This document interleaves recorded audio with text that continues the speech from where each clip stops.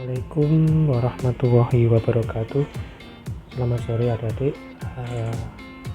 Semoga hari ini selalu diberikan kesehatan, diberikan kelancaran dari segala urusannya. Semoga adik-adik keluarganya juga sehat.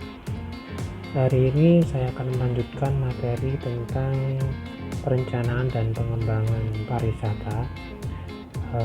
Penekanan saya di sini adalah adik-adik memiliki kemampuan untuk mendesain, ya, tidak hanya yang saya ajarkan tentang Photoshop atau Corel Draw, tetapi ilmu-ilmu yang lain yang terkait dengan perencanaan pariwisata. Ya, perencanaan ini juga terkait dengan desain, tapi memang dalam hal perencanaan kawasan atau area atau mungkin layout suatu area pariwisata, yaitu menggunakan software khusus yang namanya AutoCAD. Sedikit berbeda memang dengan CorelDRAW atau Photoshop, tetapi pada fungsinya adalah memiliki kesamaan. Nah, dalam konteks ini saya ingin adik-adik nanti memiliki kemampuan di designing, ya, seperti yang saya tampilkan di sini. Ini sebagai salah satu contoh di mana ini dari Bakti Alam, ya, Mojokerto. Ini sebagai salah satu contoh bagaimana kemampuan mendesain suatu area wisata atau mungkin kawasan wisata. Jadi di situ ada beberapa spot-spot yang memang diperuntukkan sesuai dengan fungsinya. Ya, memang ini adalah kemampuan bagaimana kita sebenarnya bukan tipikalnya orang yang memang mempunyai keahlian di desain, tetapi kita harus memiliki dasar dalam hal ini merencanakan. Jadi kita memiliki kelebihan, jadi dibandingkan dengan memang orang-orang atau teman-teman kita yang berasal dari jurusan designing. Ya, kita memiliki dua, minimal dasar kita adalah kemampuan di desain, yang kedua adalah kemampuan kita di pariwisata. Jadi kita memiliki dua kemampuan itu sendiri jadi satu. Nah, ini yang jadi kelebihan kita. Jadi suatu kawasan itu pasti harus direncanakan. Seperti ini Bakti Alam itu harus direncanakan. Tujuannya adalah meningkatkan kualitas dari potensi yang ada. Seandainya ini adalah potensi wisata buatan, ya, kita membuat sesuatu yang semenarik mungkin, sebanyak mungkin atraksi wisata yang disediakan di situ. Namun tentunya harus merujuk pada satu tema apa yang mau diambil di situ. Nah, ini misalnya wisata seperti ini, apa yang harus dikembangkan di situ. Tentunya harus didasarkan pada kemampuan untuk memetakan potensi yang ada, kemudian bagaimana memasukkan unsur-unsur yang terkait dengan tema yang akan kita kembangkan. Ya, seperti wisata buatan ini tentunya harus dilengkapi dengan berbagai spot-spot, ya. Ini bagaimana kita ini menata spot-spot itu dengan sebaik mungkin. Atau mungkin tempat itu misalnya sudah ada bangunan seperti ini, ya, bangunan-bangunan ini memang sudah awalnya memang sudah ada, tapi bagaimana kita meningkatkan kualitas dari bangunan ruang yang ada di sekitarnya menjadi sesuatu yang lebih efektif untuk aktivitas pariwisata ini harus dimanfaatkan. Ya, misalnya ada beberapa spot-spot yang memang diperuntukkan untuk selfie. Nah, ini hal-hal yang bisa untuk kita kembangkan, dan ini kita harus kemas, kita buat sebuah denah, ya, dengan menggunakan aplikasi Corel atau AutoCAD. Ya, sebagai salah satu contoh mungkin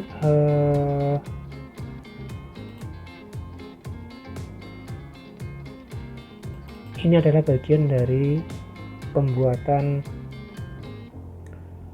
menggunakan aplikasi namanya AutoCAD. Jadi adik-adik mampu membuat master plan. Ini namanya master plan atau DED, Detail Engineering desainnya dari sebuah namanya konsep ekowisata lah. Dari konsep ekowisata ini harus adik-adik jabarkan. Ini yang saya inginkan, adik-adik memang harus mampu mendesain, memiliki kemampuan di sini.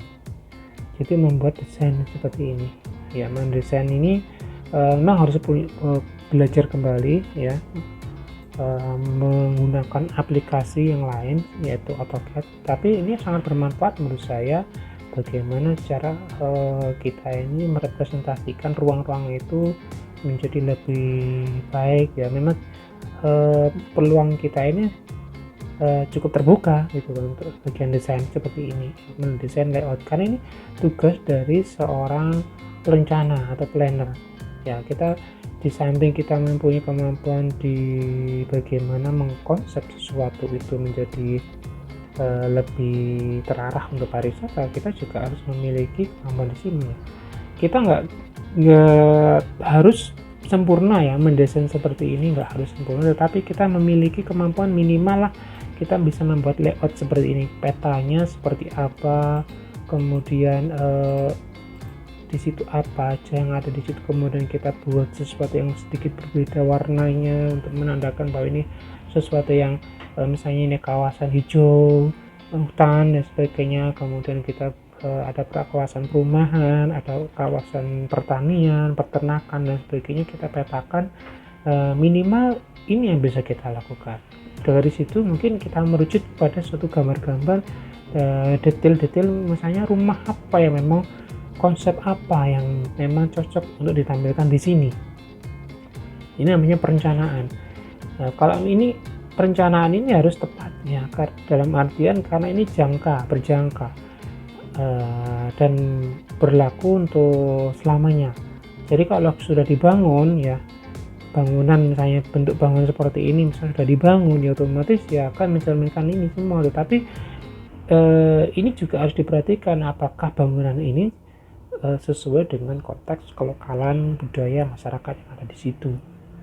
Itu juga harus diperhatikan. Bangunan, struktur bangunan, kemudian bentuk bangunan, materialnya juga itu juga harus diperhatikan ya, terkait dengan konsep apa yang dilaksanakan. Karena ini memang konsepnya ekowisata, tentunya konsep bangunan ekowisata itu juga ekologinya itu juga harus diperhatikan ya. Diperhatikan dalam konteks ekowisata ini lebih mengarah kepada 3 pilar, yaitu konservasi lingkungan, kemudian pemberdayaan masyarakat, dan keberlanjutan. Ini harus diperhatikan sehingga 3 pilar itu harus tercermin ke dalam konsep bangunan ekologi yang ada di situ. Ini contoh adalah ekowisata. Kemudian di sini juga bagaimana kita mendesain sesuatu, merencanakan sesuatu itu menjadi sesuatu yang lebih bernilai estetis tinggi, ya. Dengan seperti itu, tapi tidak meninggalkan konsep ekowisata. Ini juga peran kita.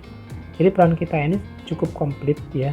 Peran kita komplit bagaimana merumuskan konsep pengembangan pariwisata yang ada di suatu tempat. Berbeda-beda ya, karena emang misalnya kita bicara di di Probolinggo misalnya ada hutan mangrove ya, kita bicaranya konsep ekowisata bahari. Kalau mungkin di daerah di pegunungan itu juga namanya ekowisata hutan. Jadi kita bicara konsep yang berbeda-beda. Jenis bangunan juga beda-beda karena tergantung dengan konteks ekowisata yang dikembangkan di situ. Kalau bahari ya tentu jenis bangunannya tidak sama dengan bangunan yang ada di pegunungan, meskipun konsepnya sama, ada konsep ekowisata, tapi kita harus menyesuaikan dengan konsep yang ada di kelokalan yang berkembang di situ. Nah, dengan konsep seperti ini, saya mendesain bangunan-bangunan yang memang memiliki nilai estetika atau memiliki nilai kemenarikan, kemudian kenyamanan, itu akan meningkatkan kualitas dari ekowisata sendiri. Memang ekologi ini bisa dimiliki oleh warga masyarakat yang ada di situ, namanya homestay yang bisa dimanfaatkan untuk tempat tinggal, tapi di sisi lain juga menawarkan aktivitas penginapan seperti ini. Kita bisa membuat sebuah tempat-tempat misalnya penginapan, atau mungkin seperti ini kafeteria, kemudian ada tempat workshop, souvenir shop, kemudian bentuk jenis pintu gerbangnya seperti apa juga dikemas, atau mungkin ini namanya rumah jaga, atau mungkin namanya ini musola, atau mungkin ini museum dan sebagainya, juga harus dikonsep tentunya dengan lokal yang ada di situ, jenis bangunan seperti yang ada di area. Jadi ini yang harus dikembangkan, kemampuan untuk merencanakan. Minimal kita harus mempunyai kemampuan dalam hal melihat peluang yang ada di suatu tempat, suatu area. Ini kita kemas menjadi, kalau seperti wisata buatan berbasis agrowisata, bagus ini kayaknya, misalnya seperti itu, karena di situ ada potensi agro yang khas, yang cukup berbeda dengan daerah yang lain. Nah, bagaimana mengonsepnya di situ? Minimal kita membuat layoutnya dulu, ya, membuat jalurnya. Misalnya di sini tempatnya, misalnya tempat agrowisata wortel misalnya seperti itu. Kemudian di sini ada khusus tanaman stroberi, atau mungkin tempat tanaman yang lain, atau kentang dan sebagainya, karena memang memiliki di sini juga ada kopi. Itu kita kemas dengan kita membuatkan jalurnya. Ya, kita minimal membuatkan jalur, rutenya seperti apa, kemudian bagaimana nih kira-kira nanti dibutuhkan fasilitas apa yang ada di situ, entah itu fasilitas umum, kemudian rumah makan atau restoran, atau mungkin penginapan. Itu juga harus kita konsepkan di mana posisi-posisinya agar tidak tumpang tindih atau mungkin tidak berseberangan. Misalnya toiletnya di sini misalnya, tetapi berjauhan dengan tempat ibadah, berjauhan dengan tempat restoran, makan dan sebagainya. Ini akan juga menyulitkan, sehingga kita harus bisa memprediksi di mana sih konsentrasi wisatawan itu di mana.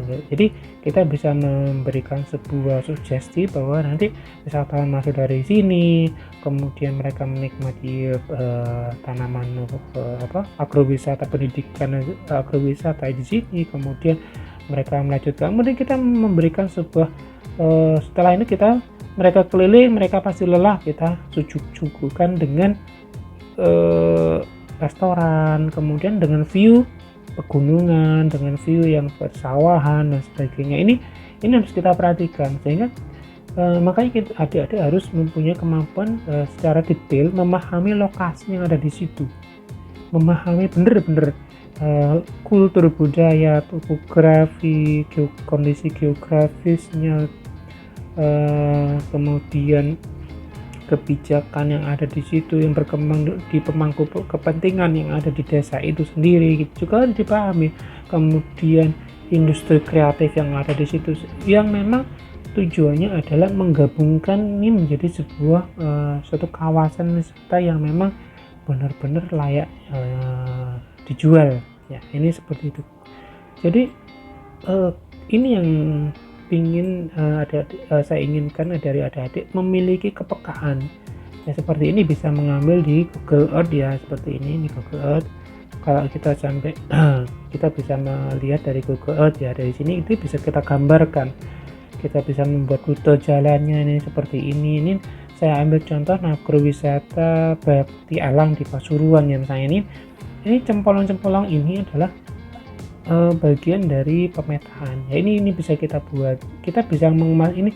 Oh, ternyata di sini masih ada area kosong yang bisa kita manfaatkan untuk apa, misalnya untuk pertanian. Karena memang luasannya berapa hektar misalnya di situ. Kita juga bisa memetakan. Oh, ini luasannya seperti ini.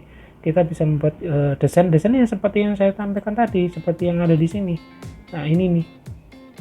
Nah, ini bagian dari desain layoutnya. Tetapi kita mengawali dengan membuat sebuah gambar-gambar yang sekiranya bisa memperlihatkan kondisi secara tampak atas, posisi dari suatu daya tarik wisata itu. Kemudian kita bisa membuatkan rutenya, kemudian kita bisa membuatkan rencana ke depan.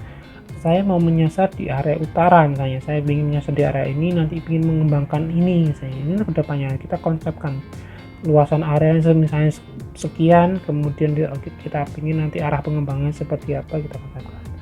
Jadi tugas adik-adik mendesainkan dalam konteks ini adalah bagaimana membuatkan konsep pada perencanaan yang baik, yang tepat, ya, yang tepat untuk masing-masing objek wisata ini.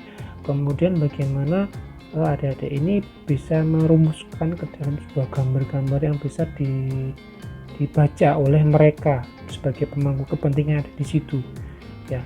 Artinya mereka paham dengan rencana ini yang mungkin tanpa kita membuat gambar mereka akan kesulitan, dan penjelasan dengan menggunakan gambar itu mungkin adalah memberikan kemudahan apabila khususnya disertai dengan gambar-gambar rencana. Seandainya nanti ada pengelola di situ ingin mengembangkan sesuatu yang lebih masa lagi, kita bisa membuatkan sebuah konsepnya. Ini sebenarnya kerjaan konsultan, ya, kerjaan konsultan yang memang tujuannya adalah memberikan pemahaman, kemudahan dalam membaca arah pengembangan yang seperti apa yang memang diproyeksikan ke depannya, dan tentunya juga memberikan sebuah saran bahwa nanti lebih baik kita menerapkan sebuah konsep tertentu. Jangan sampai pengembangan yang kita lakukan, perencanaan pengembangan kita lakukan tidak berkonsep, tidak memiliki sesuatu yang bisa kita unggulkan, tidak memiliki sesuatu keunikan sehingga sama dengan konsep-konsep yang lain atau mungkin daya tarik wisata yang lain, dan itu kemungkinan akan mematikan sendiri-sendiri. Sehingga lebih baik kita memiliki konsep tertentu dalam pengembangan sehingga daya tarik wisata yang kita lakukan ini, yang kita kembangkan ini memiliki daya saing tersendiri, bargaining position yang cukup kuat, ya. Itu yang kita nggak boleh meniru ya. Kalau meniru sih nggak masalah, tapi ya itu kita meniru, melihat, ya, ATM kan, amati, tiru dan modifikasi, ya. Kalau kita melihat sesuatu, mungkin konsepnya bisa diterapkan di sini, misalnya dari konsep yang lain kita terapkan kami, kemudian kita modifikasi. Jangan lupa, jangan sampai kita plek menerapkan konsep ekowisata misalnya di kota A, kita terapkan sepenuhnya di kota B.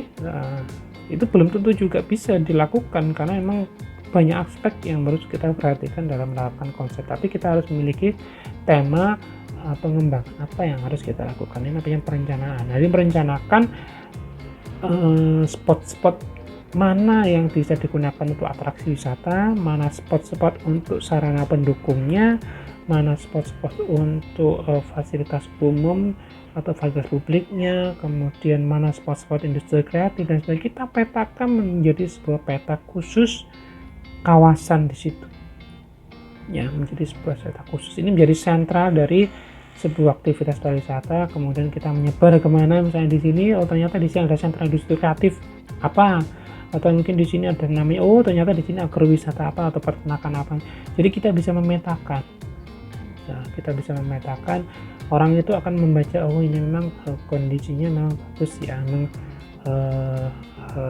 kaya akan atraksi wisata. Nah, untuk mendukung konsep ini mungkin, oh ternyata perlu penambahan daya tarik atau atraksi wisata baru, misalnya ada tampilan kesenian yang sifatnya mendukung agrowisata, itu bisa kita sajikan. Atau mungkin olahan, ya, produk olahan dari agrowisata bakti alam ini, misalnya seperti ini hanya sebagai contoh bagaimana kita berusaha untuk mendesain. Dan ini saya berikan sebuah contoh juga bahwa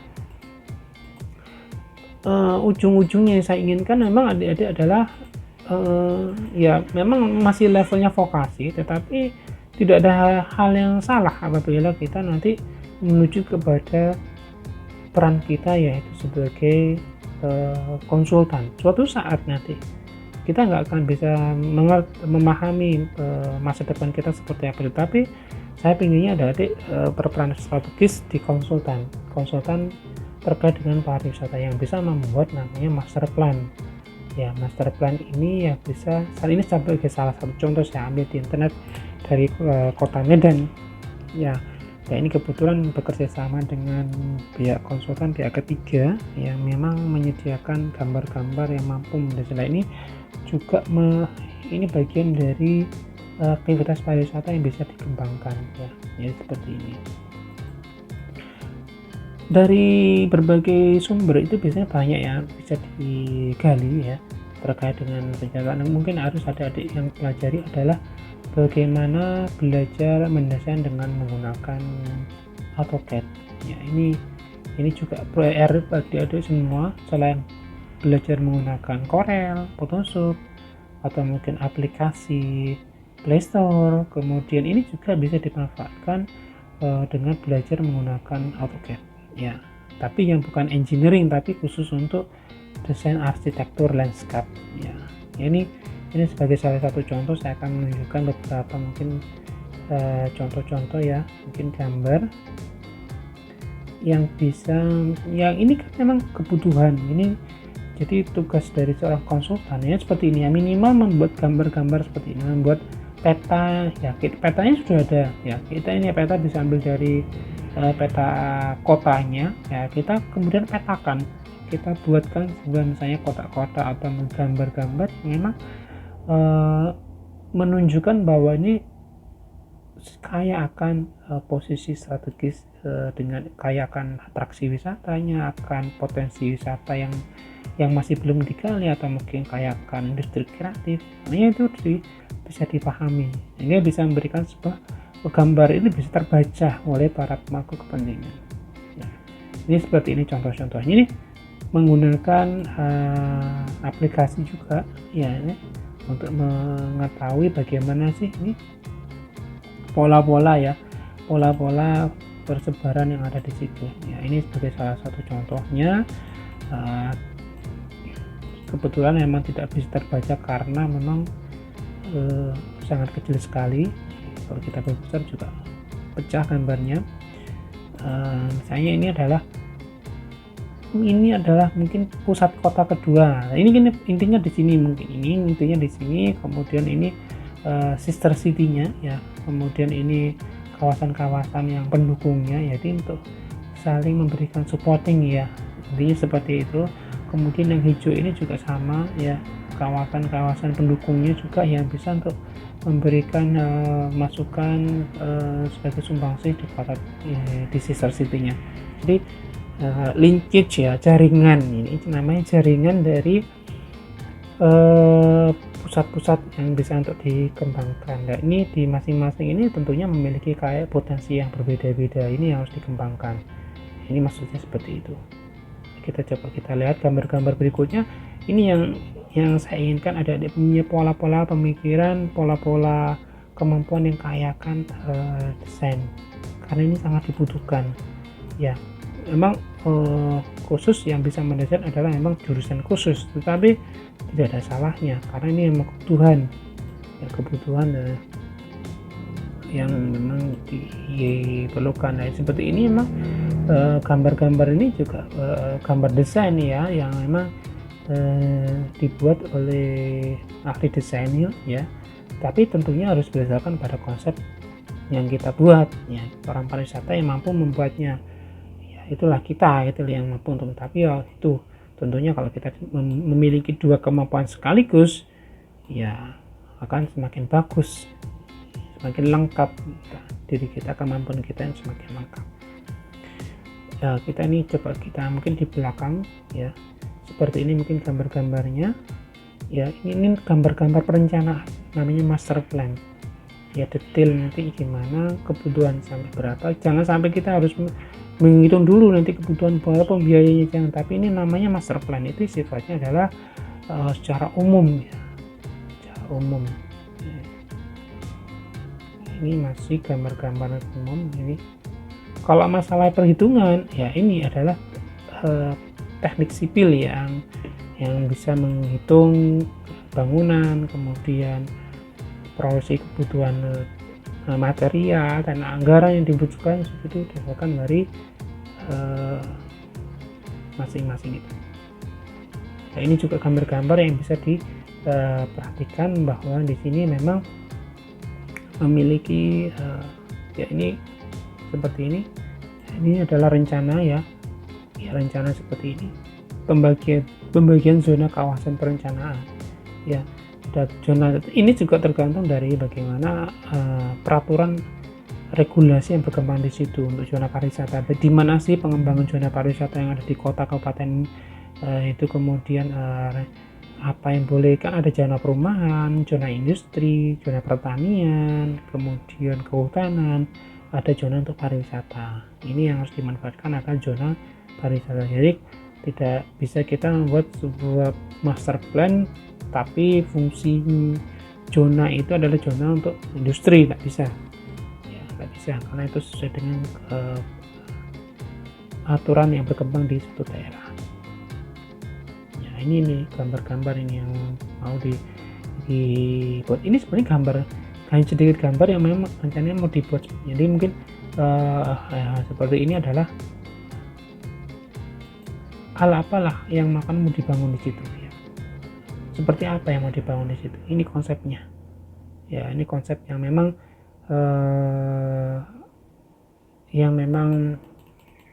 diperuntukkan untuk rencana pengembangan.